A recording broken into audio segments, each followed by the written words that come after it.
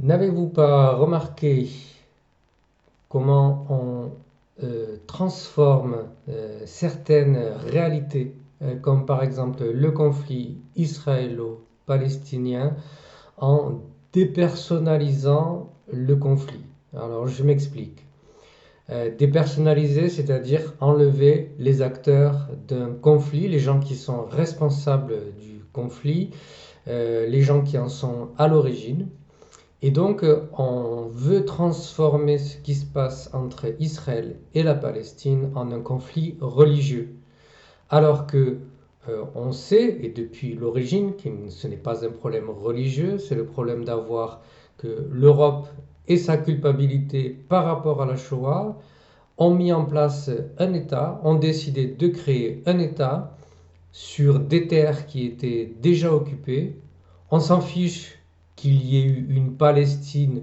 indépendante, pas indépendante. Les gens qui habitent sur une terre et qui y habitent depuis des millénaires sont légitimes. Donc ce qu'il s'est passé n'était absolument pas une guerre de religion, même si il y a des gens qui vont agir par rapport en prenant pour cause leur foi, des gens qui vont exprimer tout simplement leur foi quand ils sont au milieu des bombes, et il ne faut pas faire des amalgames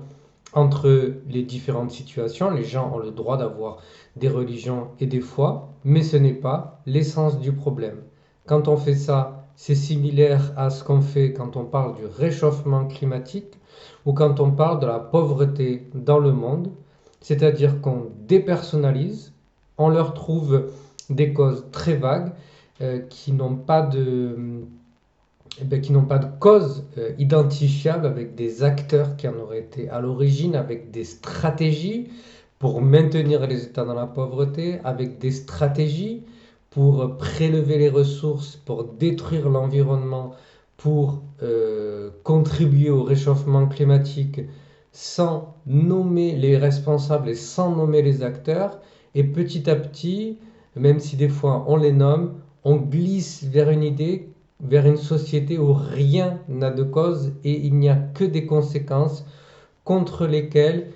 certains gouvernements essayent d'agir plus ou moins, mais n'y peuvent pas grand-chose parce que ça serait la fatalité des choses, alors qu'ils ont une responsabilité dans ce qu'il se passe. Et c'est pareil pour Israël et la Palestine.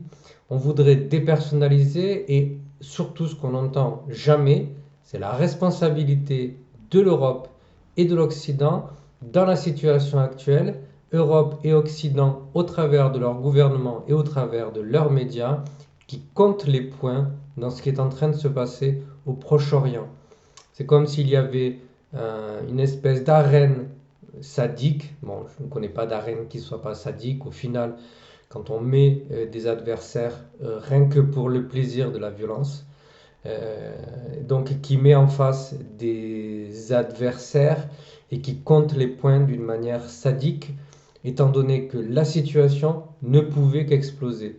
D'une part, du transfert de la violence de la Shoah, et d'autre part, de la violence qui est imposée par un nouveau peuple qui a été débarqué sans demander l'avis des populations, population qui aurait été sans doute favorable à les accueillir si ça s'était passé dans d'autres conditions. Il faut voir que quand la Palestine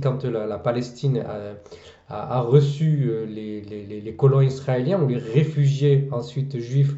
pas les colons israéliens, mais les colons juifs ou des populations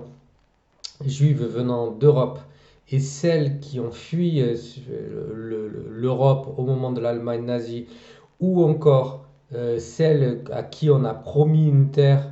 à partir de la fin de la Deuxième Guerre mondiale et qui a qui a permis de former l'État d'Israël en 1948, eh bien, elles ont été imposées à la population et la Palestine déjà n'y a pas été favorable étant donné qu'elle n'était pas favorable à sa colonisation par les Britanniques. Et c'est ça qui a posé problème au départ, c'est que la colonisation juive s'est faite principalement au départ par l'arrivée de citoyens britanniques venus du Royaume-Uni, peut-être de citoyens américains, mais en tout cas dans l'esprit des gens, il y a eu confusion sur l'origine et c'était des Britanniques qui venaient pour coloniser leur pays. Donc petit à petit s'est formée cette résistance à cette invasion coloniale britannique qui a aussi subi un transfert en colonialisme ensuite israélien puisqu'il a chassé les gens de leur maison. Donc encore une fois, on se retrouve face à un problème qui ne pouvait créer que une situation explosive qu'ensuite l'Occident exploite, se sert pour diviser, encore une fois, au lieu de créer des conditions du dialogue qui sont impossibles quand on montre les gens du doigt, qu'on les présente comme des êtres incapables de s'organiser démocratiquement, et encore il y aurait une réflexion à faire sur la notion de démocratie. Moi, je lui préfère la notion d'organisation du dialogue, de la coopération, de la décision par consentement, par exemple, qui est un principe issu de la sociocratie et qui permet d'obtenir, de réfléchir, d'obtenir un consentement par le dialogue, par la réflexion, par la négociation, par la présentation des sujets, plutôt que le débat d'ego et le débat sempiternel, débat d'ego et les sempiternels débats qui animent la société. Débats qui, soit dit en passant, sont totalement arbitraires, sont choisis par les médias, dont les sujets sont choisis. Les médias ont des pratiques rhétoriques qui enferment le débat par les répétitions sur ce qu'ils veulent obtenir plutôt que de laisser des questions libres, des questions ouvertes ou d'essayer toujours d'élargir. On voit qu'il y a un effet, ce qu'on appelle un effet entonnoir. On veut obtenir une réponse, on culpabilise les personnes de leurs opinions et donc on a un débat qui est complètement tronqué. Donc la remise en question du fonctionnement sociétal, le fonctionnement médiatique en Occident, mais aussi un modèle qui s'est répandu un peu partout sur la planète, est aujourd'hui totalement à condamner et à remettre en question pour reprendre les bases pour commencer les bases d'un dialogue, d'une coopération à l'échelle mondiale qui fasse abstraction des États et des nations pour organiser une nouvelle société, pour organiser une véritable transition politique, sociale et écologique à l'échelle de la planète. Toutes les guerres n'ont qu'une raison, ce sont des raisons de pauvreté, de famine, de manipulation géopolitique, avec des acteurs qu'on peut identifier s'il y a des ressources qui sont allouées à la recherche pour identifier les acteurs, ou bien si on met davantage en avant les études géopolitiques ou les critiques sociales et économiques sur ces questions-là, qui sont déjà très parlantes et qui permettent aux gens de se faire une idée. Il faut également encourager à augmenter le temps de concentration des gens à regarder des documents, à lire,